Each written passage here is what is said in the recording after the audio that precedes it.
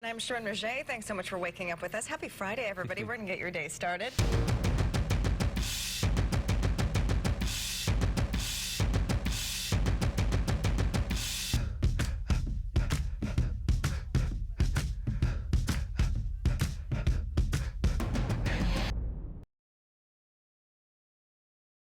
We want to show you this dramatic river rescue captured on camera. 3 teenagers lucky to be alive this morning after one of them lost control of their SUV and plunged into the water. A rare respiratory virus is suddenly becoming more common, and that's bad news for children in particular. Justices trying to determine whether the law makes those in all 50 states eligible for federal tax subsidies or just people living in states that created marketplaces. Millions of Americans' health insurance dependent on this decision. The county's public health department and law enforcement teamed up for this effort. They went undercover, they used underage decoys, and they looked at 350 businesses, one of them being this Ralph's here in Goleta. If you can imagine the relief of these passengers getting off that ship, 4,200 people, and I'm told there was only one elevator working, so it's taking several hours for them to disembark. There were conflicting reports tonight about whether a body was recovered from the burnt-out cabin where police officers believe that Christopher Dorner had barricaded himself. But tonight, LAPD and San Bernardino County sheriffs who are investigating this case are saying that, hey, this is not over. No body was found. In fact, they haven't even entered the cabin. As we stepped in here, the tar is so thick that you can see it completely covering my shoes here. The closer you get to the water, of course, the smell of this crude oil is increasing. As I kind of walk the beach right now, it's just such a devastating situation. This is our coastline, our pristine coastline.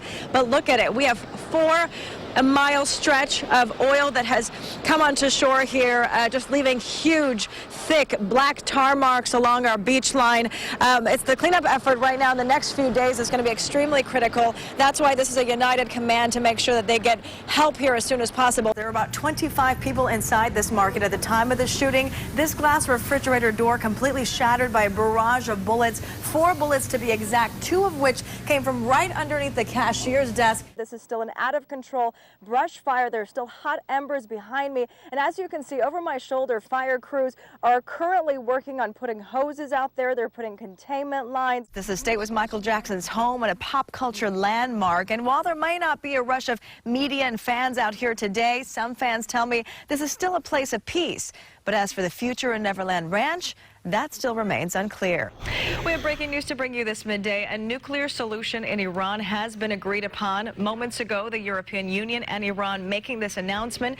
You're looking at live pictures where there's an active scene. Well, we are learning that there are multiple people that have been shot. That is, according to the LAPD. There are unconfirmed reports right now, but possibly one suspect could be in custody. As we celebrate 4th of July today, Santa Barbara is hosting its traditional Independence Day fireworks show tonight. I'm pretty good at this, I'm not going to lie. You're hired. Right? I'm chef's assistant making some scallops here for you this morning.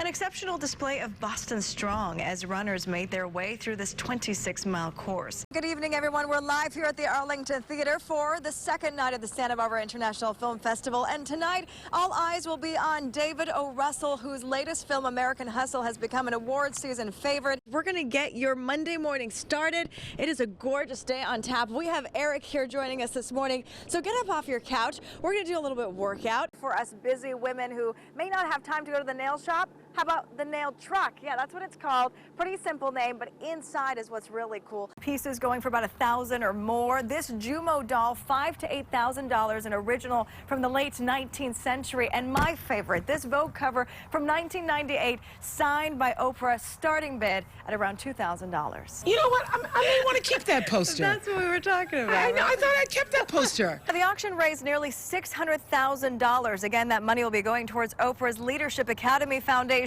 And her Montecito home should be renovated just in time for her 60th birthday bash in January. In Santa Barbara, Shirin Rajaee, News Channel 3. Shot started, I was right here. 17-year-old Juan Mendoza and 18-year-old Eric Contreras sat down with me and watched themselves on surveillance video from Friday night's terrifying shooting spree. The only thing that went through my mind was survive, you know? These local teenagers who grew up in Isla Vista were simply at the Ivy Deli Mart on Pardal Road to grab a burger. If you look closely, they're in the middle aisle towards the back. They describe the frantic scene at 9:30 at night when suspect Elliot Roger fired off his first shot inside the store. And I just hear like a pop outside and like some screaming, so I wasn't really sure like what was happening until I heard some other shots come into the store, like several shots.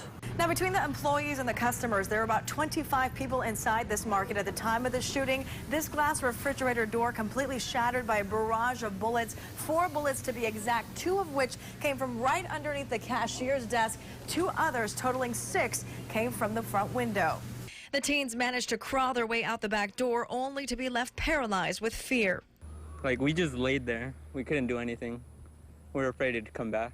And yet another twist. The alleged gunman was no stranger to this deli. In fact, I'm told he was a regular. So I knew him when he comes in. I say, "Hi, Elliot, what do you like?" And, you know, he will pay, and very kind. He will order very nicely. The owners say they never knew Roger was troubled. And while there's a sense of relief that most people, including Juan and Eric, were able to escape Roger's raging bullets, one of those bullets took the life of UCSB sophomore Christopher Martinez. Now, Juan and Eric tell me that they're still processing everything. They have since returned to the store to pay their respects. But for these 2 high school teens, they're just taking it one day at a time. In Isla Vista, I'm Shirin Rajaee. He was just an all-around boy. And that's exactly how he was. That's how you remember him? Yes, that's how I remember him. Yolanda Magana was just 12 years old when her 7-year-old brother was taken away from her and her family in the most horrific way. It's still very vivid. It's amazing how something like this impacts you. A few weeks before Christmas in December of 1978, little Javier, who had been playing with a friend at the family store, was nowhere to be found. Just feet away, a woman then in her 20s named Julia Diaz had an evil plan that would forever change a community. We knew a lot of people, so it wasn't his nature to just take off with somebody. So I just thought, okay, we're going to find him, and that's it. This is the marketplace on Haley Street on Santa Barbara's east side, where little 7-year-old Javier used to love to play. Yolanda's family owned this market some 30 years ago, and just around the corner in this apartment complex is where Julia Diaz lured her victim. Julia had him in her room.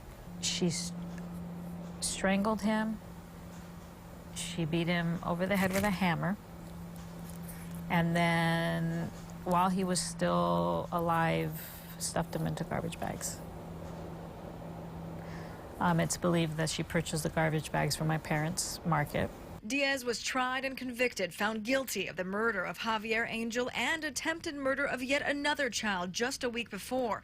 Published reports said the motive was extortion. Diaz was sentenced to 25 years to life. I really think that given the violent nature of it, honestly, I don't think she should be alive.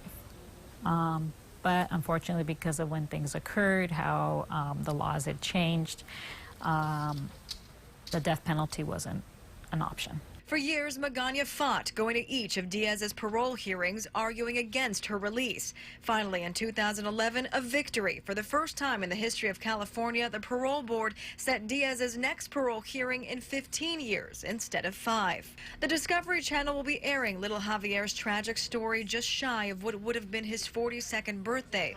And while Magana thinks of her brother every day, she now focuses on her own family, her 2 sons and 2 beautiful little granddaughters. I hope that it makes it proves to my granddaughters they can be strong women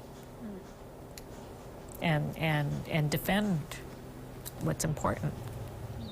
Now, Julia Diaz, who's in her late 50s, has been denied parole. She will spend the rest of her life behind bars in a women's prison just outside of Fresno. And Yolanda's brother's story will be told this weekend on Investigations Discovery Channel, Friday night at 10, Saturday at 1 a.m., and again Sunday at 3 p.m. In Santa Barbara, Shirin Rajaee.